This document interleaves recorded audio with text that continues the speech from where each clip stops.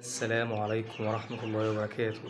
النهاردة بقى مع فيديو جديد نرجع هنا بقى نكمل معاكم الدورة بتاعة الفراخ البلدي أو الرزي، عشان طبعا بقالنا فترة كبيرة جدا ما اتكلمناش عنها.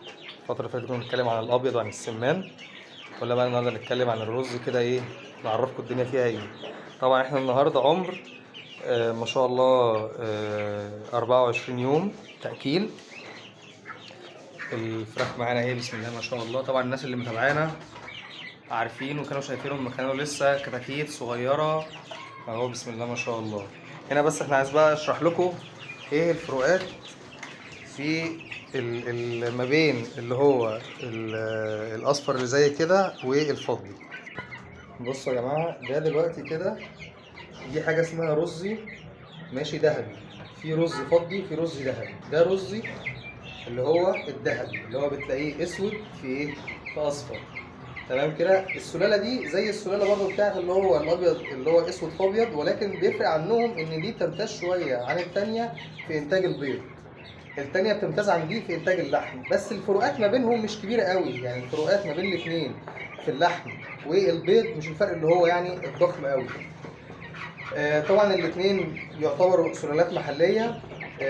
احنا النهارده المفروض طبعا ان احنا الكتاكيت دي المفروض ان هي بتاكل اول شهر علف 23%، بس انا هبدا اغير لهم دلوقتي علف ان هم بسم الله ما شاء الله وصلوا للوزن المطلوب اللي هو المفروض كانوا يوصلوا له بعد شهر. احنا الحمد لله وصلنا له على عمر 24 يوم تاكيل، فهنبدا بقى ان احنا نغير لهم بعلف 21. طبعا حاجه بسم الله ما شاء الله. لو بصينا مع بعض كده بسم الله ما شاء الله،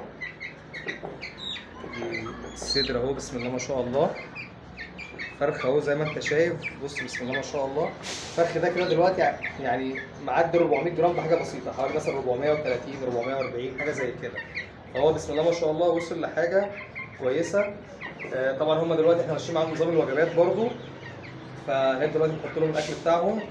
طبعا السلالات دهيت الافضل فيها يا جماعه هي للتربيه المنزلي، ولو هتربيها بهدف المشروع يبقى يعني هي مطلوبه منك، لكن انت هتربيها بهدف المشروع كده وتبيع. طبعا انا هنزل لكم دراسه جدوى وتفاصيل تانية، ولكن انت لو حد لسه مبتدئ خليك احسن في الابيض عشان دورته سريعه وتعرف تعمل راس مال. انما الحاجات اللي زي كده بتاخد وقت شويه ويعني محتاجه تسويق معين. هي الميزه فيها ان هي بتتحمل درجات الحراره المختلفه، بتاكل اي حاجه، ولكن ليها تفاصيل تانية كده في موضوع التسويق. يعني طبعا انا مربيها اصلا للبيت بهدف البيض.